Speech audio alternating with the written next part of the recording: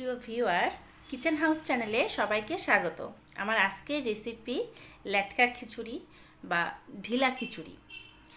খিচুড়ি কিন্তু আমরা কম বেশি সবাই পছন্দ করি, কিন্তু সবসময় কিন্তু ভুনা খিচুড়ি বা মাংস দিয়ে খিচুড়ি বা সবজি খিচুড়ি সবসময় ভালো লাগে না। দু এক সময় ল্যাটকা খিচুড়িও ভালো লাগে, দু এক সময় করে দেখবেন।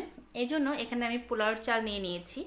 আমি 2 কাপের মতো পোলাওর চাল নিয়েছি। চালটাকে খুব ভালো করে আপনারা একটু পরিষ্কার করে বেছে নেবেন। তারপর এটাকে জল দিয়ে ভালো করে ধুয়ে আমরা এটাকে আধা ঘন্টার মতো ভিজিয়ে রেখেছি। আর সাথে দিয়ে দিয়েছি মুগের ডাল।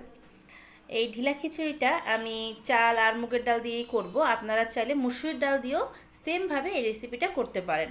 2 কাপ নিয়েছি পোলাওর চাল, আর এখানে হাফ কাপ দিয়েছি সোনামুগ ডাল। এই ডালটা কিন্তু দিয়ে যদি ঢিলা খিচুড়ি করা হয় বা ল্যাটকা খিচুড়ি করা হয়, সেই খিচুড়িটা খেতে খুবই ভালো লাগে। আজকে সেই রেসিপিটাই আমি আপনাদের সাথে শেয়ার করব। ডালটা আমি একটু হালকা ভেজে নিয়েছি। এবার একটা কড়াইতে আমি দিয়ে দিলাম সাদা তেল। আমি এখানে 1 কাপের মতো সাদা তেল দিয়ে তেলটাকে প্রথমে খুব ভালো করে গরম করে নিয়েছি। আর দিয়ে দিলাম 2টা শুকনা মরিচ, সাথে দিয়ে দিলাম 2-3টা তেজপাতা। এর সাথে আমি দিয়ে দিব 1 চা চামচ আস্ত জিরা। এটাকে খুব ভালো করে আমরা ফোড়ন তুলে নিয়ে নেব। আপনারা একটু দেখবেন জিরাটাকে খুব ভালো করে একটু ফোড়ন তুলে নিয়ে তারপর খিচুড়িটা রান্না করলে সেই খিচুড়ির টেস্টটা কিন্তু খুবই ভালো আসে। 2-3 মিনিট আমি জিরাটাকে হালকা একটু ভেজে নিচ্ছি। জিরাটা আমার ভাজা হয়ে গেছে।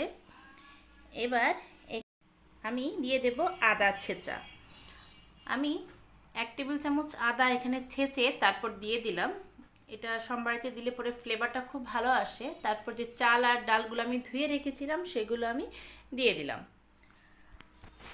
আমি আজকে ল্যাটকা খিচুড়িতে কোনো প্রকারের সবজি দিচ্ছি না। আপনারা যদি চান তাহলে এখানে আপনাদের পছন্দসই যে কোনো ধরনের সবজি এখানে অ্যাড করতে পারেন, সেটাও কিন্তু খেতে খুবই ভালো লাগে।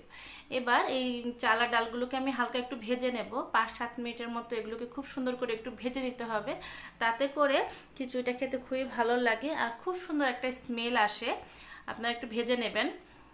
এর সাথে আমি দিয়ে দিলাম 1 টেবিল চামচ হলুদ গুঁড়ো। হলুদটা আমি আমার পছন্দ মতো দিয়েছি, আপনারা আপনাদের পছন্দ মতো দিয়ে নেবেন। খুব বেশি কালার করব না, হালকা হলুদ দিলাম। আর সাথে দিয়ে দিলাম লবণ। এবার দিয়ে চাল আর ডালটাকে আমি খুব ভালো করে একটু ভেজে নিচ্ছি।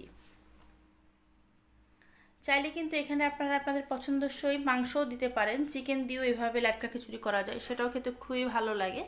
কিন্তু নর্মালি এইভাবে ল্যাটকা খিচুড়ি আর সাথে যদি একটা ডিম ভাজা হয় তাহলে তো কথাই নেই, আমার কাছে এমনি ভালো লাগে। যেহেতু ল্যাটকা খিচুড়ি করব, জলটা একটু বেশিই দেব। এখানে কোনো মেপে আপনাদের জল দিতে হবে না, আপনারা চোখের আন্দাজে জলটা দিয়ে নেবেন। দিয়ে সব কিছু খুব ভালো করে আবার আমি একটু মিক্সড করে দিচ্ছি। আর এখানে আমি দিয়ে দেব আদা বাটা, 1 টেবিল চামচের মতো আদা বাটা। প্রথমে কিন্তু আদা ছেঁচে আমি দিয়েছি তেলের সম্ভারে, তাই আদা বাটাটা একটু পরিমাণ মতো দেবেন। আর সাথে দিয়ে দিলাম লবণ, আমি 1 টেবিল চামচ লবণ দিয়েছি।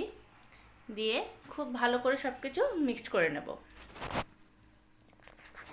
এই সময় কিন্তু চুলার আঁচটা আমি বাড়িয়ে রেখেছি। হাই হিটে এই খিচুড়িটা আমি রান্না করব। এই সময় চুলার আঁচটা কমিয়ে দেওয়ার দরকার নেই। যখন দেখবেন যে খিচুড়িটা অর্ধেক মানে বলক চলে এসছে বা অর্ধেকখানি ফুটে উঠেছে, তখন আপনারা চুলার আঁচটাকে মাঝারি করে দেবেন। সাথে আমি 2-3টা কাঁচামরিচ মাঝখান থেকে চিড়ে দিয়ে দিলাম। ঝালটা আমি খুব বেশি পছন্দ করি না, এই জন্য ঝালটা কমিয়ে দিয়েছি। আপনারা চাইলে ঝালের মাত্রাটা বাড়িয়েও দিতে পারেন।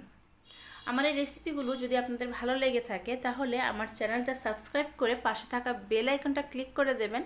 তাতে করে যখনই আমি নতুন কোনো রেসিপি আপলোড করব, আপনারা সাথে সাথেই নোটিফিকেশন পেয়ে যাবেন। দেখুন খিচুড়িটা কিন্তু খুব সুন্দর রান্না হচ্ছে। আমি আপনাদেরকে দেখাচ্ছি। এই সময় আপনারা লবণ আর ঝালটা একটু টেস্ট করে দেখবেন। আপনাদের যদি মনে হয় লবণটা একটু লাগবে, ঝালটা একটু লাগবে, সেই ক্ষেত্রে আপনারা এখানে অ্যাড করে দেবেন। যখন খিচুড়িটা এরকম হালকা একটু ফুটে আসবে, হাফ ডান হয়ে আসবে, তখন চুলার আঁচটাকে মাঝারি করে দিয়ে আমরা ঢেকে দেব। দেখুন এখন কিন্তু আমি হালকা একটু ঢেকে দিয়েছি। খিচুড়িটা কিন্তু অনেকটা আমার হয়ে গেছে। যেহেতু ল্যাটকা খিচুড়ি, এটা কিন্তু ঝরঝরা হবে না, এটা এরকম একটু মাখা মাখাই হবে। এই খিচুড়িটা কিন্তু খেতে আমার কাছে বেশি ভালো লাগে।